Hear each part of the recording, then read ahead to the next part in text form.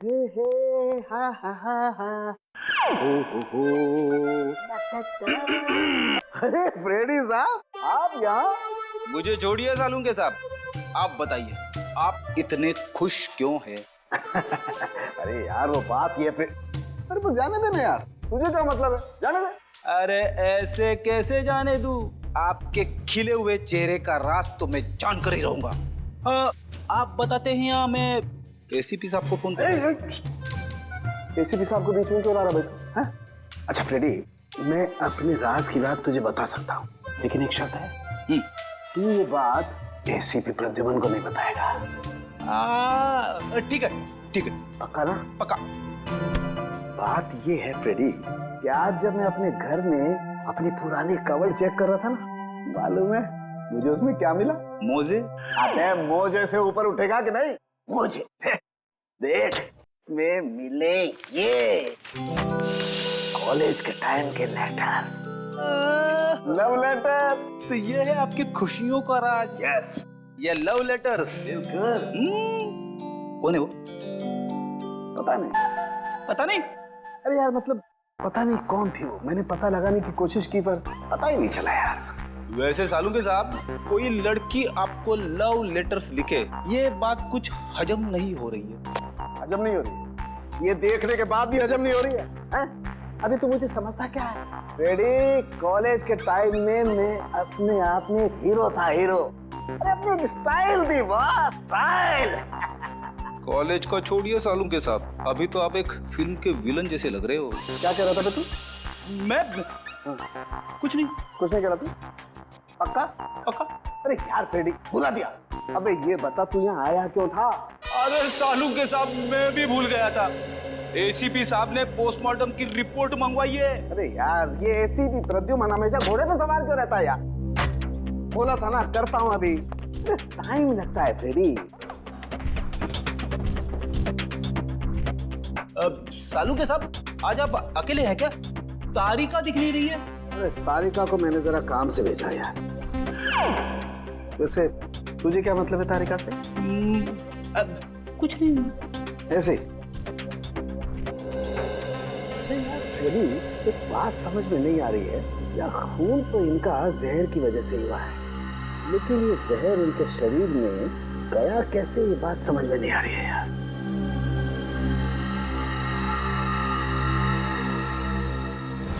My God, ये क्या है?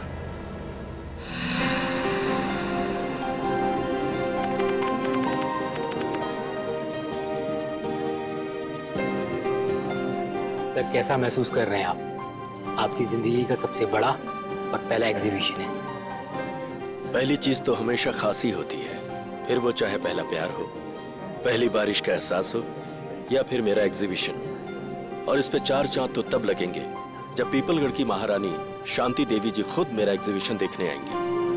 अरे शांति देवी जी आ गई।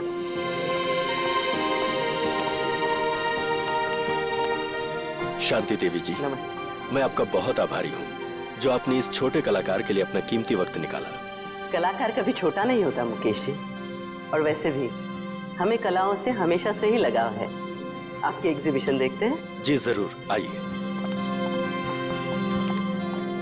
शांति देवी हाय हाय, शांति देवी हाय हाय, शांति देवी हाय हाय। हमारे खिलाफ नारे लगा रहे कि किसकी हिम्मत? वीरेंद्र जाओ उन्हीं मार दो। महारानी जी कैसी बातें कर रही हैं आप? हमारे देश में लोकतंत्र है, डेमोक्रेसी। ऐसे कोई कैसे किसी पर गोलियां चलवा सकता है? हम जानते हैं, इसीलिए अब हम यहाँ एक पल भी नहीं रुकेंगे। शांति देवी जी सुनिए तो। आपने क्या हमें यहाँ अपमानित करने के लिए बुलाया था मुकेश जी? आप फिक्र मत कीजिए, मैं उनको जाकर रोकता हूँ। इसका प्रबंध तो पहले कर लेना चाहिए था आपको। अब हम यहाँ बिल्कुल नहीं रुकेंगे। महारानी जी आप इस तरह से नहीं जा सकती। याद है ना आपको, हमने मीडिया से वादा किया, आज आपकी प्रेस कॉन्फ्रेंस है। प्रेस कॉन्फ्रेंस कैंसिल कर दो। महारानी जी आप ऐसा नहीं कर सकते। अखबार और मीडिया वाले पहले ही आपसे खफा हैं। अगर ये प्रेस कॉन्फ्रेंस कैंसिल कर दी तो उन्हें एक और मौका मिल जाएगा आपके खिलाफ बोलने का। ठीक है, प्रेस कॉन्फ्रेंस शुरू की जाए। हमें पानी, ये नहीं, हमारे लिए अपनी बोतल मंगवाइए। देखिए, अब आप लोग एक एक करके अपने सवाल पूछ सकते हैं, पर ध्यान रहे महारानी जी यहाँ सिर्फ 15 मिनट के लिए, उसके बाद इन्हें एक जरूरी मीटिंग में जाना, तो फिर देरी किस बात की? हाँ तो शांति देवी जी, मैं आपसे ये पूछना चाहती हूँ कि जब आपके पति यानी कि पीपलगढ़ के महाराजा चंद्रशेखर जी आपके लिए अरबों खरबों की संपत्ति वैसे भी छोड़ चुके हैं, तो फिर आपने मुंबई वाली जमीन का सौदा क्यों किया?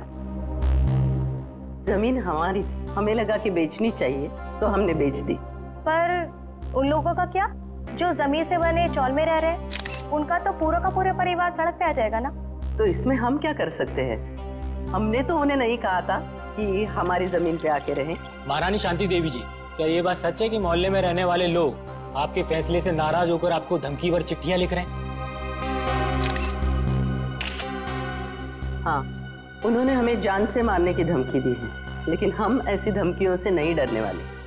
अगर आज हमारा राज होता तो ऐसी गुस्ताखी करने वाले लोगों को कब का हाथी के पैरों तले कुचल दिया होता।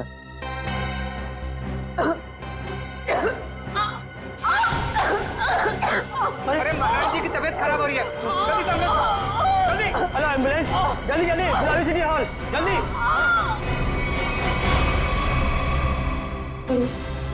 अरे महारानी जी तो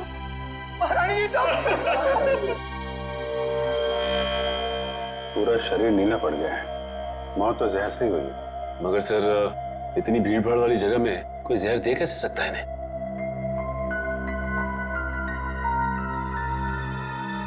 मिस्टर अनिकेत, आप रानी साहिबा के पीए हैं ना? जी सर। रानी साहिबा ने यहाँ आने से पहले कुछ खाया पिया था क्या? जी सर, महारानी जी ने सुबह हमेशा की तरह बाल्मी होटल में जूस पिया और हल्का सा नाश्ता किया, उसके बाद यहाँ आकर ये पानी पिया जो इन्होंने दिया था। नहीं साहब, मैंने कुछ नहीं किया, इसमें मिनरल वाटर था, मैं भला क्या कर सकता हूँ साहब? क्या वो तो पता चल जाएगा।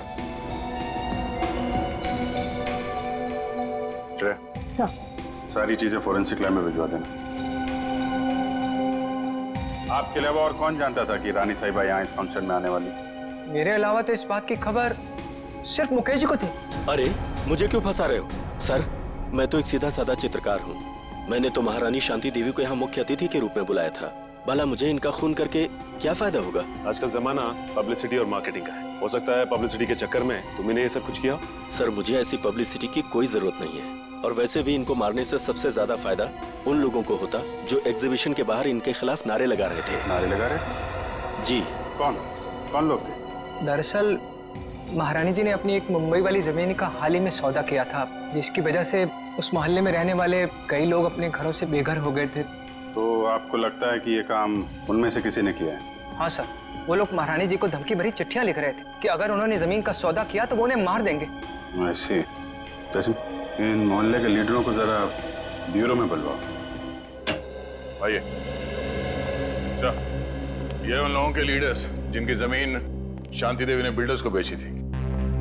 तो वो तुम लोग हो जो शांति देवी के खिलाफ जगह जगह नारा दे रहे थे?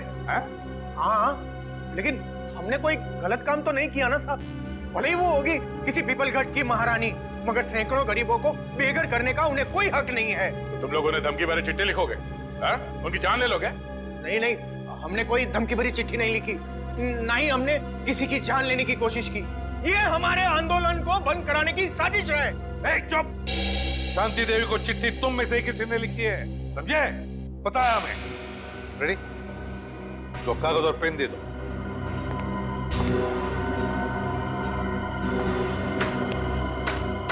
इसका हम क्या करेंगे? अपना नाम और पता लिखो। साहब, मैं तो अपना नाम भूल गया साहब। क्या? खुद का नाम भूल गए? ठीक है, मेरा नाम लिखो। फ्रेडी, 305 सुख शांति बिल्डिंग, मलाड वेस्ट। अरे मुंह क्या देख रहे हो? लिखो, मलाड वेस्ट। तुम्हें क्या हो गया? तुम भी अपना नाम भूल गए क्या? नहीं, याद है। तो लिखो। तुमने अभी तक कुछ लिखा नहीं। मैं तो अंगूठा छाप हूँ, मुझे लिखना पढ़ना नहीं आता।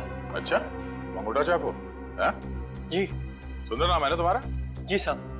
पेशे से तुम एक जर्नलिस्ट हो, बीए किया है तुमने, और कई सालों से अपने मोहल्ले में 5वीं कक्षा से लेके 10वीं तक के बच्चों को क्लासेस देते हो। ये सब बिना पढ़े लिखे किए तुमने? क्यों? जी साहब, मैंने इस कुलदीप के कहने पे किया।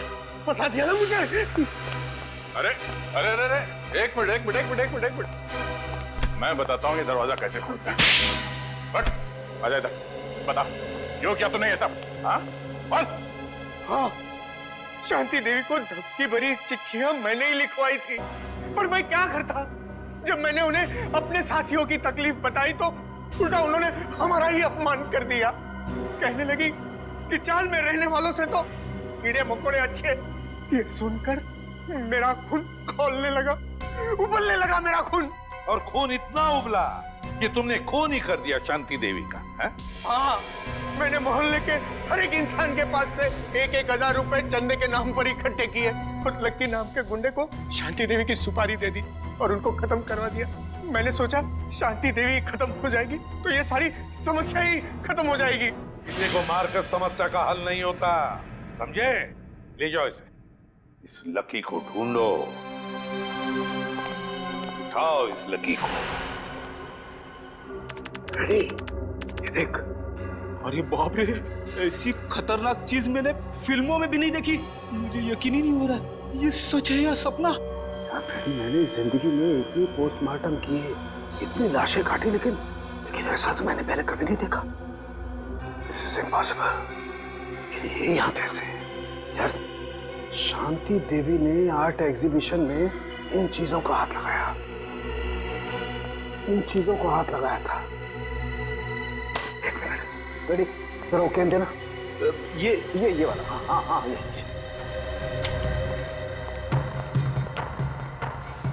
मैं एसीपी साहब को फोन करता हूँ। एसीपी साहब, जल्दी से फॉरेंसिक लैब में आइए, बहुत बड़ी गड़बड़ हो गई है। कमाल है, इसमें से तो किसी भी चीज का रंग नीला नहीं पड़ा। तो फिर ये इनके गले में आया कैसे?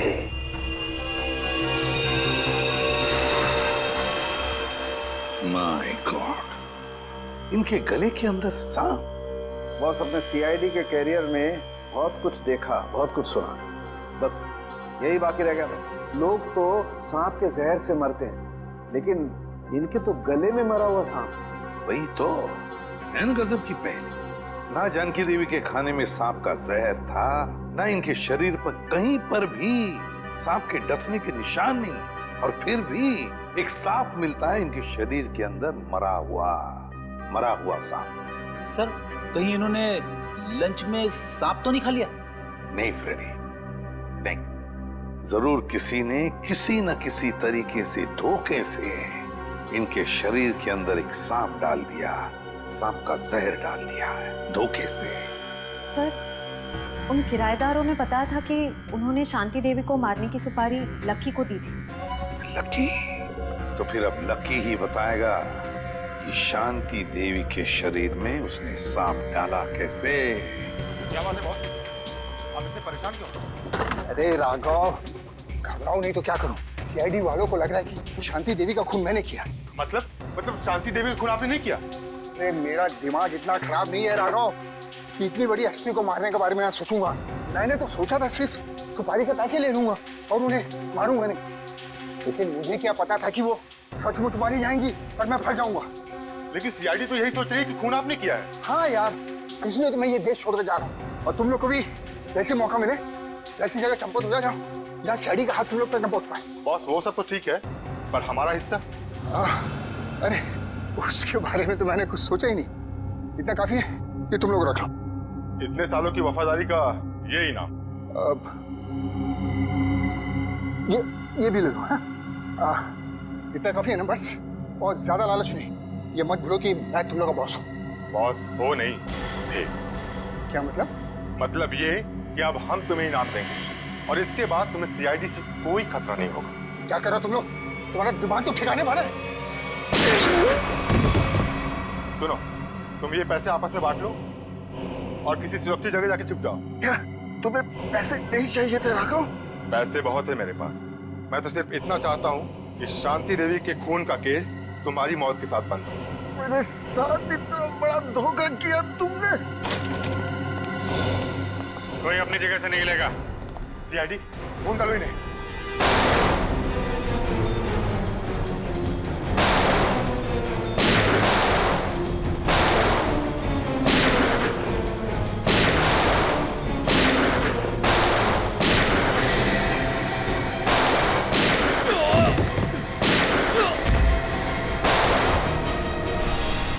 निखिल पकड़ो इसको।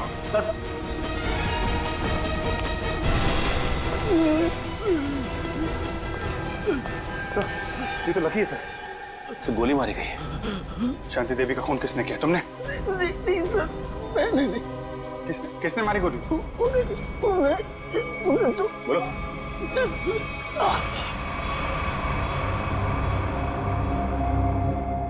ये तो मर गया।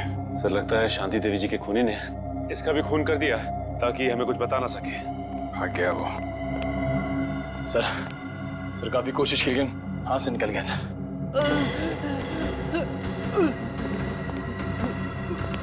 ये तो जिंदा है। सचिन एम्बुलेंस को फोन करो जल्दी, इससे हमें काफी कुछ पता चल जाएगा। आसान क्या पता चला उस सांप के बारे में? बॉस ये तो एक अफ्रीकन सांप है। अफ्रीकन सांप? हाँ फ्रेडी सर, ये देखिए, इस सांप का नाम है अफ्रीकन ट्रोगा और ये दुनिया का तीसरा सबसे जहरीला सांप माना जाता है। क्या इतना जहरीला सांप? क्या ये सांप हमारे देश में भी पाया जाता है? नहीं श्रेया, ये हमारे देश में नहीं पाया जाता, बल्कि एक अफ्रीका के भी छोटे से टापू मैरियट ओलानो में पाया जाता है। सर शायद शांति देवी अफ्रीका के इस टापू मैरियट ओलानो गई होगी और शायद वहाँ का पानी इन्होंने पिया होगा और पानी में सांपों के अंडे होंगे जो इनके पेट में चले गए होंगे और अंडों से सांपों के बच्चे निकले होंगे। उनमें से एक बच्चा इनके गले तक आ गया होगा और इन्हें काट लिया होगा। बोल बोल सालुंखे बोल। नहीं फ्रेडी, ऐसा नहीं हो सकता है। नहीं ना, देखो इंसान के पेट में HCl नाम का एसिड होता है जो बड़ी से बड़ी चीज को भी बहुत जल्दी पचा देता है। यहाँ तक कि ये एसिड लोहे के टुकड़ों को भी बहुत जल्दी गला देता है। एग्जैक्टली। इसलिए अगर इस तरह के अंडे शांति देवी के पेट में चले भी गए होते तो बस कुछ ही घंटों में नष्ट हो जाते। मतलब किसी अलग तरीके से वो सांप शांति जी के गले में गया। हाँ बॉस, और गया भी पिछले 24 घंटे के अंदर अंदर है। 24 घंटे के अंदर? सर पिछले 24 घंटों में तो शांति देवी उस होटल में ही थी। हाँ, पिछले 24 घंटे तो शांति देवी होटल बाल्मी में ही थी। तो फिर इस सांप का राज भी उसी होटल बाल्मी में खुलेगा, होटल बाल्मी में। हाँ अभिजीत, अच्छा उस गुंडे को होश आ गया? अच्छा नाम बताया उसने उस गुंडे का जो भाग गया वो? राघव। राघव।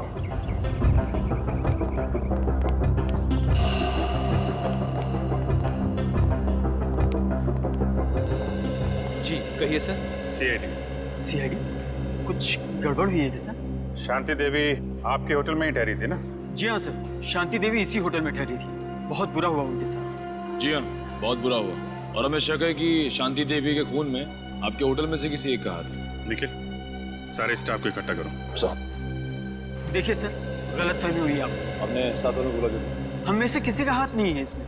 पता नहीं आप लोग ऐसे क्यों कह रहे हैं। पिछले 24 घंटे से वो आपके होटल में थी। यहाँ से सीधे आर्ट एग्जीबिशन में गई और वहाँ पे उनकी मौत हो गई, है कि नहीं? जी हाँ सर, वो यहीं पे थी। इसका मतलब तो साफ है कि उनके पेट में जो सांप मिला हमें वो आपके होटल से ही आया है। अरे नहीं सर, हमारे यहाँ तो चूहा और कॉकरोच तक नहीं है, तो ये सांप कहाँ से आएगा? सांप कहाँ से आया और कैसे आया ये तो हम पता लगा ही लेंगे। आप लोग किसी को किसी पे शक है? कौन कर सकता है शांति देवी का खून? साहब मुझे तो लगता है केतन जी का हाथ है इस खून में। रमन ये क्या कह रहे हो तुम? अरे मैंने तुम्हारी पेमेंट नहीं बढ़ाई तो इसका मतलब ये कि तुम मुझे सीआईडी के केस में फंसा दोगे? पेमेंट की बात नहीं है साहब, मगर आपने शांति जी के लिए नया लॉन्ड्री वाला क्यों रखा है? अरे मैं क्यों रखूंगा?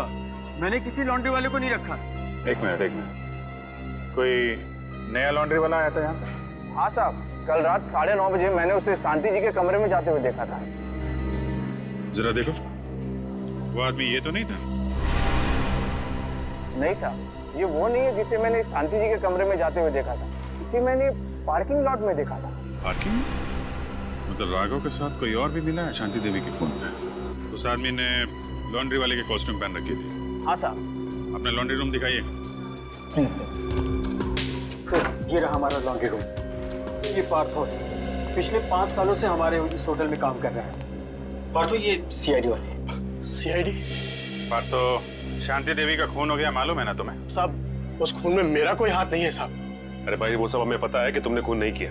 ये बताओ कि किसी नए लॉन्ड्री वाले को देखा क्या होटल में तुमने? हाँ साहब, एक आया था पर आज वो काम पर नहीं आया। शायद आप ही ने तो उसे काम पर रखा था साहब। पार्थो, ये कैसी बात कर रहे हो? इससे पहले मैंने किसी भी नए आदमी को अगर यहाँ पे रखा है तो सबसे पहले तुम लोगों से मिलवाया है। ना मैंने मिलवाया है और ना ही सर मैंने किसी को रखा है यहाँ पे। वो आदमी दिखता कैसा था? साहब आदमी तो बहुत लंबा चौड़ा था, पर उतना ही आलसी। रानी साहिबा के अलावा किसी भी कमरे की चादर बदली नहीं किया साहब उसने। अच्छा, तो आपने उससे पूछा नहीं कि वो बाकी कमरों की चादरें क्यों नहीं बदल रहे?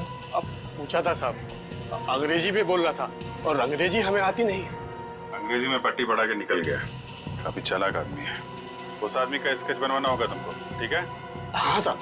ठीक है। सांप उस आदमी ने यहीं कहीं छुपा के रखा था। सांप? सांप? मुझे सांप से बहुत डर लगता है साहब। ठीक है, ठीक है। आप लोग जरा बाहर जाइए, हमें यहाँ की तलाशी लेनी है। हाँ साहब।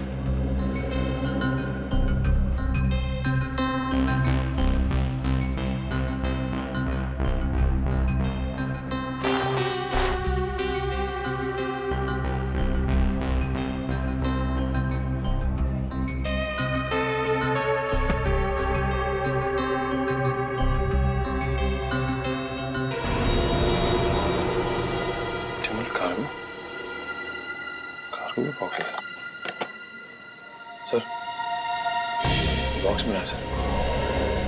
Optimal cargo? क्या लाया गया इसमें? और तो ये इस डिब्बे के बारे में जानते हो? नहीं साहब। आप पहचानते हैं इस डिब्बे को? नहीं सर, इस बॉक्स को इससे पहले मैंने कभी नहीं देखा। स्प्रे निकालना सच?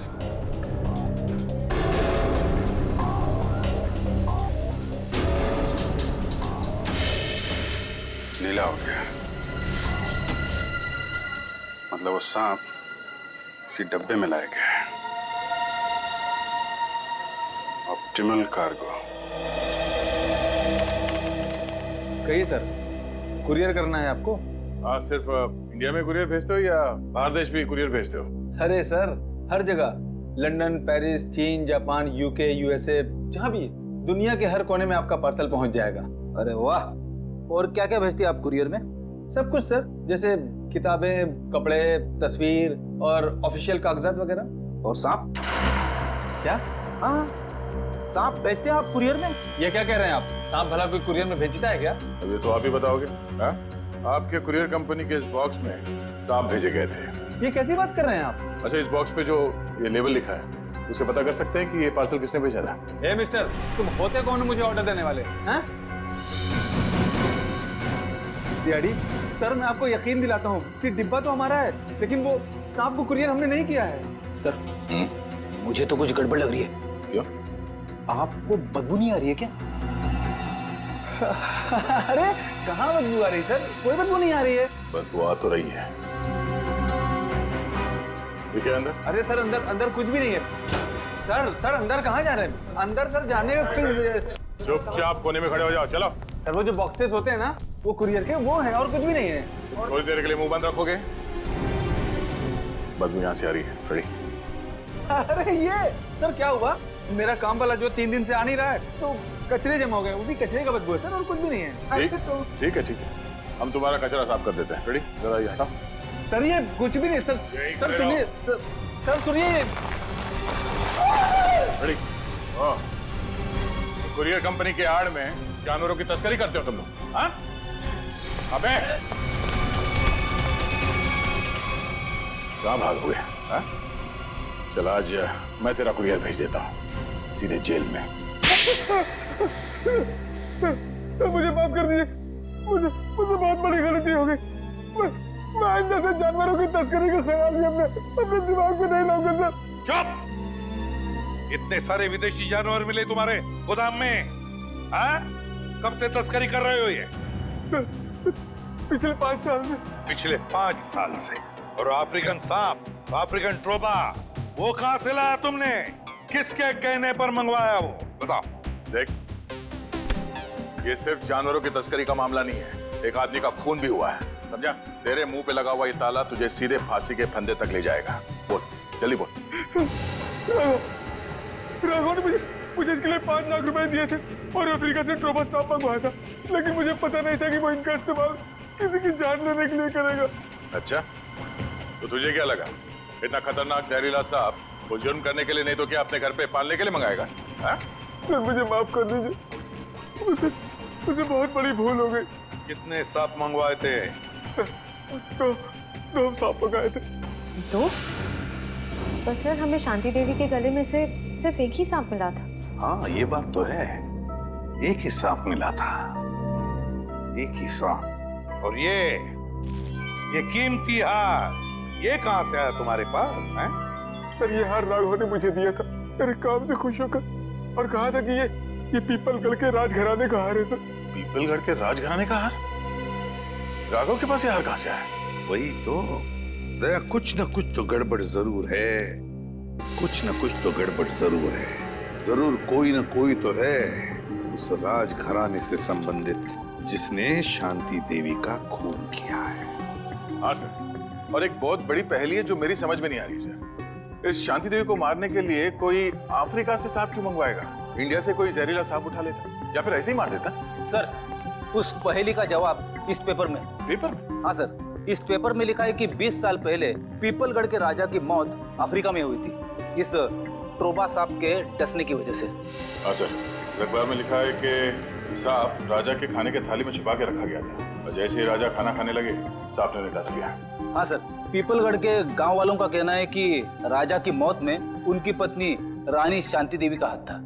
राजा की मौत में रानी शांति देवी का हाथ था?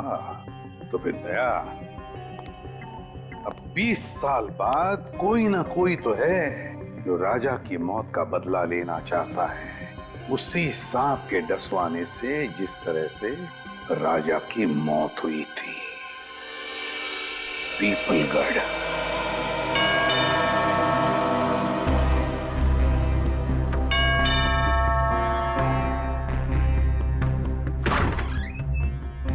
आप लोग? हम लोग सीआईडी से हैं। शांति देवी की मौत के सिलसिले में हम कुछ पूछताछ करने आए। अरे वाह सर, कितनी आलीशान हवेली है। राजे महाराजाओं की ठाट की बात तो कुछ और ही है। क्या नाम क्या है तुम्हारा? जी, मुरारी लाल। मुरारी लाल, एक बात बताओ, हमने सुना है कि राजा साहब की मौत में रानी साहिबा का कुछ हाथ था, क्या इस बात में कोई सच्चाई है? क्या लगता है तुम्हें? कुछ पक्का तो नहीं कह सकते साहब, लेकिन कहीं ना कहीं इस बात में कुछ ना कुछ सच्चाई तो जरूर है। बिना आग के धुआं नहीं उठता साहब।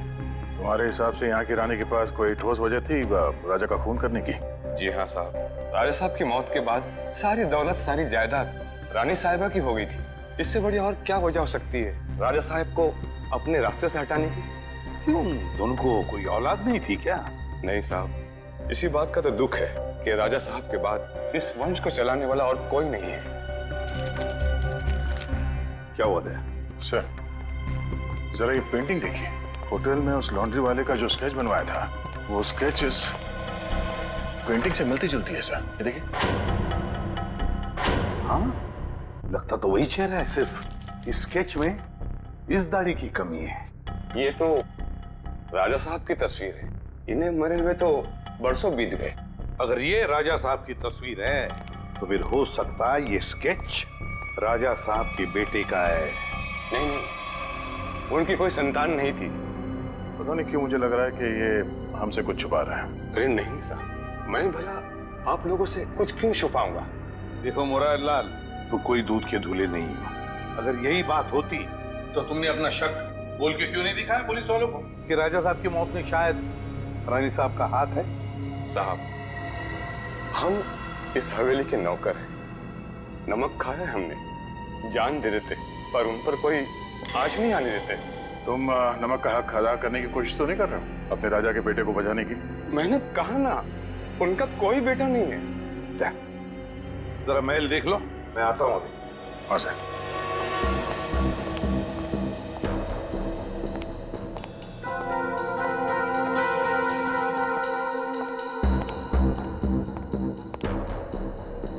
नमस्ते साहब, मेरा नाम शंभू है साहब। आप यहाँ रानी शांति देवी की खूनी की तलाश में आए हैं? हाँ, तुम जानते हो शांति देवी का खून किसने किया है? नहीं साहब, इतना तो मुझे नहीं मालूम, लेकिन इतना जरूर मालूम है साहब कि मुरारी आपसे झूठ बोल रहा है साहब। मुरारी झूठ बोल रहा है? कैसा झूठ? यही कि राजा साहब की कोई संतान नहीं है। उनका एक बेटा है, विक्रमजीत, उनकी पहली पत्नी विजया देवी से। विक्रमजीत? पहली पत्नी विजया देवी से? तो राजा साहब ने शांति देवी के साथ कब शादी की? उनकी पहली पत्नी विजया देवी की मौत के बाद विक्रमजीत दूसरी शादी शांति देवी से कर ली साहब। अच्छा शंभू, ये विक्रमजीत है कहाँ पर? हो सकता है विक्रमजीत ने खून किया हो शांति देवी का, है ना? नहीं साहब, विक्रमजीत तो पहले ही मर चुके हैं साहब। हाँ साहब, हम दोनों एक उम्र के थे साहब, बचपन में साथ खेला करते थे साहब। जब अफ्रीका से राजा साहब की मौत की सूचना आई, उसके कुछ दिन बाद मुरारी विक्रमजीत को नदी किनारे ले गए शांति देवी के कहने पर। और मुरारी ने विक्रमजीत को मार डाला है? जी साहब, उसने कहानी बना दी कि विक्रमजीत खेलते खेलते नदी में डूब गया। अच्छा, तो विक्रमजीत की लाश नहीं मिली? नहीं साहब, लाश तो नहीं मिली। जरूर मुरारी ने लाश को ठिकाना लगा दिया होगा साहब। मुरारी उनका खास आदमी था साहब, उनकी हर बात मानता था साहब। अच्छा, विक्रमजीत, मुरारी लाल, शांति देवी, शांति देवी का खास आदमी मुरारी लाल। सर, हम ऐसे वीरान होटल में क्यों रुके हैं? मैं तो कहता हूँ इस मुरारी के बच्चे को पकड़ते और वापस चलते मुंबई। और शांति देवी के खूनी का क्या? उसकी छानबीन किए बगैर वापस चले जाएंगे? तुम्हें वापस जाना है? अरे नहीं सर। सर, मुझे लगता है कि शांति देवी को मारने वाला राजा का बेटा विक्रमजीत ही है। इस मुरारी लाल ने उसे पानी में डुबो के मारने की कोशिश की होगी, पर हो सकता है वो किसी तरह से बच गया। हाँ दया, मुझे भी यही लगता है। लगता है कि विक्रमजीत अभी भी जिंदा है और उसी ने शांति देवी का खून भी किया है। इस विक्रमजीत को तो हम लेकर ही जाएंगे। मगर सर, अगर विक्रमजीत वापस गांव में आया तो गांव वाले उसे पहचान लेंगे। मुझे नहीं लगता वो वापस आएगा। विक्रमजीत ने शांति देवी का खून करके अपने पिता की मौत का बदला तो ले ही लिया। बचा है मुरारी लाल। मुरारी लाल, अब मुरारी लाल से हिसाब पूरा करने के लिए विक्रमजीत जरूर वापस आएगा। हम उसका इंतजार करेंगे। जी, जा दरवाजा खोल। हमेशा मुझे ही बोलते। क्या? कुछ नहीं। अरे शंभू बेटा, अरे वाह वाह वाह शंभू, मजा आ गया। अरे वाह वाह वाह। अरे आप लोग कौन? अरे आपने चाचा को भूलियो। चाचा? अरे मेरे कोई चाचा नहीं है। लो कर लो बात। अब आप बोलोगे कि आपका कोई चचेरा भाई भी नहीं है, यानी कि हम। अरे गुंगा गुंगा भाई। अरे जब चाचा नहीं है तो चचेरा भाई कहाँ से आ गए? अरे ये लो, राजा साहब के महल में काम करने लगो तो भूल गए खानदान को। याद दिलाओ, याद दिलाओ। आ जाओ। अरे हाँ। मैं आप लोगों के लिए चाय नाश्ता ले आता हूँ। आजा बेटा, आजा। अरे आप लोग मुझे कहाँ ले जा रहे हैं? देख शंभू, घबराओ मत, हम लोग सीआईडी से हैं। तुम्हारा दोस्त विक्रमजीत वो जिंदा है। क्या? विक्रमजीत जिंदा है? धीरे से बोलो। जब तक ये विक्रमजीत मिल नहीं जाता हम लोग इसी हवेली में रहेंगे, समझा? उसने शांति देवी को मारा है और इस मुरारी लाल को मारने वो जरूर आएगा यहाँ। नहीं मानूंगा, चाहे कुछ भी हो जाए मैं हार नहीं मानूंगा। कुछ ना कुछ करके मुझे इस पहेली का हार निकालना ही पड़ेगा। मेरी बरसों की इज्जत दांव पर लगी हुई है। सर प्लीज थोड़ा आराम कर लीजिए। आप पिछले 36 घंटों से सोए नहीं है। कैसे आराम कर लूं तारिका, कैसे सो जाऊं? मैं झपकी भी लगाता हूं तो ये सांप मुझे सपने में दिखाई देता है। चलिए सर, शुरू से शुरू करते हैं। हाँ, ये सांप अगर होटल से ही शांति देवी के गले में था तो फिर इसने एग्जीबिशन में आकर ही क्यों काटा इन्हें? एग्जैक्टली। इसका मतलब क्या? इसका मतलब कोई तो था तारिका, कोई तो था जो उस सांप को कंट्रोल कर रहा था कि वो सही वक्त देखकर शांति देवी पे हमला करे, जबकि उसके हिसाब से लोहा एकदम गर्म था। और एक बात सर, खूनी ने अगर इस सांप को शांति देवी के गले में तब डाला होता जब ये जाग रही थी तो ये तो बहुत हल्ला मचाती, जरूर अपने आप को बचाने की पूरी कोशिश करती। बिल्कुल बिल्कुल कोशिश करती। इसका मतलब जब शांति देवी पे हमला हुआ, शांति देवी सो रही थी। शांति देवी सो रही थी और क्या? हाँ, और शायद गॉड। क्या सर? ओह माय गॉड, शायद ये सांप भी सो रहा था।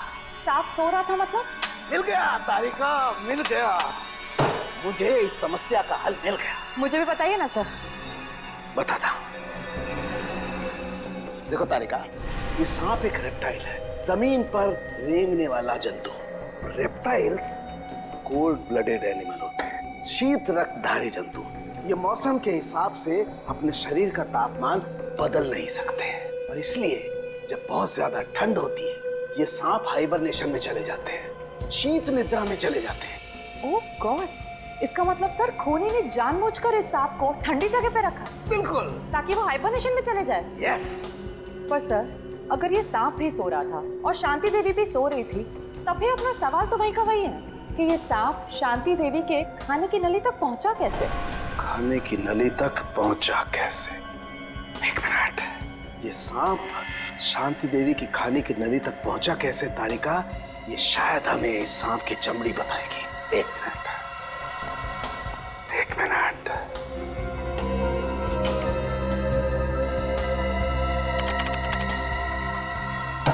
यस, ये देखो तारिका, ये क्या है? Poppy seed oil. और ये पॉपी सीड ऑयल ये सांप की चमड़ी पर लगा हुआ है। लेकिन सर सांप तो ऐसा कोई तेल अपने शरीर से निकालते नहीं है ना? Exactly right. तो इसका मतलब क्या? इसका मतलब ये कि ये पॉपी सीड ऑयल नेचुरल तरीके से, प्राकृतिक रूप से इस सांप की चमड़ी पर नहीं आया है तारिका। किसी ने जानबूझकर ये पॉपी सीड ऑयल इस सांप की चमड़ी पर लगाया है तारिका, ताकि ये सांप एकदम स्मूथ हो जाए और आराम से शांति देवी के फूड पाइप में जाकर के बस जाए। और जब ये सांप शांति देवी के फूड पाइप में जाके बस गया तो इनके खाने की नली की गर्मी की वजह से ये सांप जाग गया और जाग कर इसने शांति देवी के फूड पाइप के अंदरूनी हिस्से में डस लिया, जिसकी वजह से शांति देवी की मौत हो गई। और क्योंकि शरीर के अंदर इस सांप को भी ऑक्सीजन नहीं मिला होगा, ये भी मर गया। एग्जैक्टली। लेकिन सर वो विक्रमजीत का क्या, जो इस सब के पीछे है? वो तो अब तक गायब है। मिलेगा तारिका, वो विक्रमजीत भी हमें मिलेगा। कैसे? ये पॉपी सीड ऑयल जो हमें सांप की चमड़ी पर मिला है तारिका, ये पॉपी सीड ऑयल ही हमें उस विक्रमजीत तक लेके जाएगा।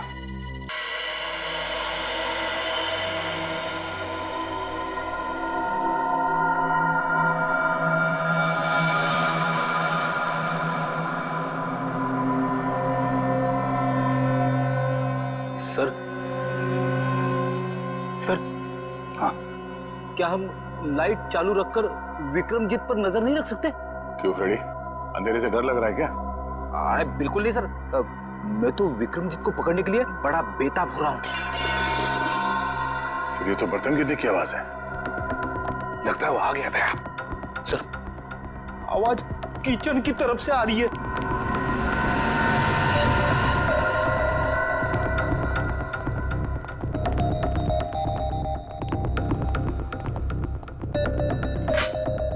बर्तन गिरा हुआ है। बिल्ली ने गिराया होगा। नहीं फ्रेडी, बिल्ली नहीं, ये देखो मुरारी का बिस्तरा खाली है। अरे कहीं मुरारी को कुछ कर तो नहीं दिया उसने?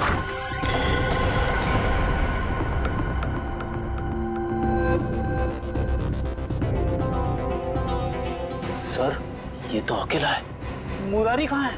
रुक जाओ, तो गोली चला दूंगा।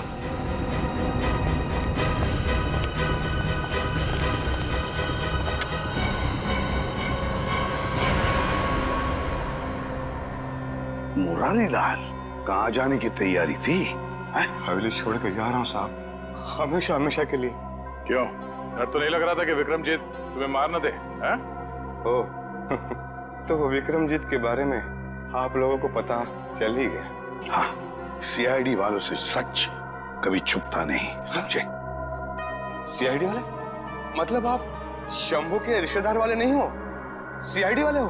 हाँ, सीआईडी वाले। क्यों, कहाँ है विक्रम? विक्रमजीत कहाँ है? आप लोगों को सच तो मालूम पड़ गया, लेकिन आधा अधूरा। मैंने राजकुमार विक्रमजीत को नहीं मारा, बल्कि उसकी जिंदगी बचाई। मैंने पाल पोस के उसको बड़ा किया, उसे रानी शांति देवी की नजरों से बहुत दूर रखा, ताकि रानी शांति देवी को यह पता ना चले कि राजकुमार जिंदा है। अगर उसे ये पता चल जाता तो उसे मारने में कोई कसर नहीं छोड़ती। इस वक्त विक्रमजीत कहाँ है?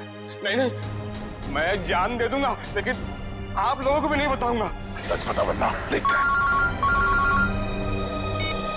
आसाड़ के बता जल्दी। यार ये तो हमें भी पता है कि विक्रमजीत ने खून किया है, कुछ नई बात बता। Poppy seed oil oh, poppy seed oil. Good work Shalunkhe, कभी कभी अच्छा काम करता है तो थैंक यू। अब हम पहुंच जाएंगे विक्रमजीत के पास। मैं जानता हूँ सीआईडी तुम्हारे पीछे। पर बॉस, आपको कैसे पता चला?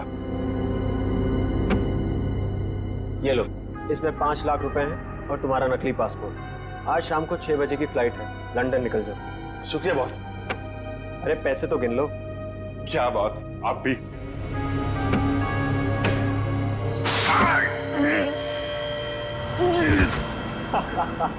तुम्हें क्या लगा मैं तुम्हें लंदन भिजवाऊंगा? अब तुम सीधा नर्क की फ्लाइट पकड़ोगे। बड़ा धोखा। इसे कहते हैं बुरे काम का बुरा नतीजा। घबराओ मत, सांप के जहर की दवाइयां हम अपने साथ लेकर आए हैं। श्रेया, मुंह खोलो। सीआईडी? हाँ, सीआईडी। क्यों, हमको देख के बहुत धक्का लगा पेंटर बाबू? तुम लोगों को कैसे पता चला कि इस सब के पीछे मेरा हाथ है? क्योंकि सांप के ऊपर तुमने पॉपीसीड ऑयल छोड़ दिया था, और पॉपीसीड ऑयल का इस्तेमाल एक पेंटर के अलावा और कौन कर सकता है? अब जरा अपना असली चेहरा तो दिखाओ मुकेश उर्फ विक्रमजीत। बताओ पीपलगढ़ के राजकुमार विक्रमजीत, अपनी माँ का खून क्यों किया तुमने? माँ नहीं थी वो, मेरी सौतेली माँ थी, जिसने पैसों के लिए मेरे पिता राजा चंद्रशेखर जी को तड़पा तड़पा कर मार दिया। और इसीलिए तुमने शांति देवी को भी उसी तरह मारा, तड़पा तड़पा के।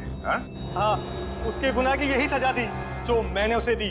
उसने मेरे पिता को ही नहीं मारा, बल्कि मुरारी के हाथों मुझे भी मरवाना चाहा था। सजा देने का हक तुम्हारा नहीं, कानून का है।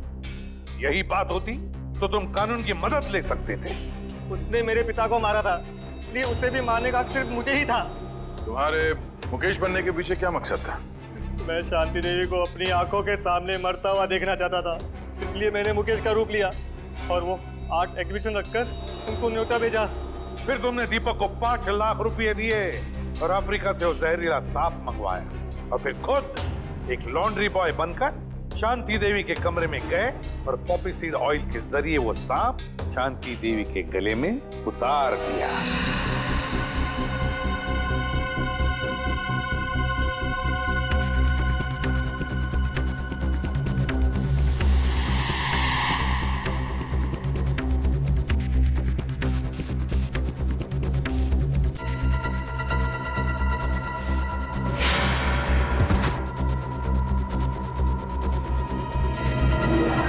बचपन से मालूम था कि शांति देवी ने तुम्हारे पिता को मारा है, हा? तो फिर तुमने इतने सालों तक इंतजार क्यों किया और यही समय क्यों चुना शांति देवी का खून करने के लिए? क्योंकि मुझे सही समय का इंतजार था। सही समय का इंतजार, और तुम्हारा सही समय आ गया जब शांति देवी ने अपनी मुंबई की प्रॉपर्टी 300 करोड़ में बेच दी। विक्रमजीत, तुम्हें बदला नहीं चाहिए था, तुम्हें चाहिए था 300 करोड़ और वो सारी जायदाद, है ना? 300 करोड़ बहुत बड़ी रकम होती है, पर आपको ये कैसे पता चला? इस फाइल के जरिए। ये फाइल जो हमें तुम्हारे घर से मिली, इसमें है वो डीएनए रिपोर्ट, तुम्हारा डीएनए रिपोर्ट। विक्रमजीत, तुम जानते थे कि अगर इस जायदाद को कोई वारिस नहीं तो सारी जायदाद, सारा पैसा ट्रस्ट में जाएगा, और इसलिए तुमने प्लान बनाया और अपना डीएनए रिपोर्ट तैयार किया, ये साबित करने के लिए कि तुम ही इस जायदाद के असली वारिस हो। पर अफसोस, वो 300 करोड़ की लालच, वो जायदाद की लालच तुम्हें राजगद्दी पर नहीं, फांसी के फंदे पर ले जाएगी। फांसी के फंदे पर।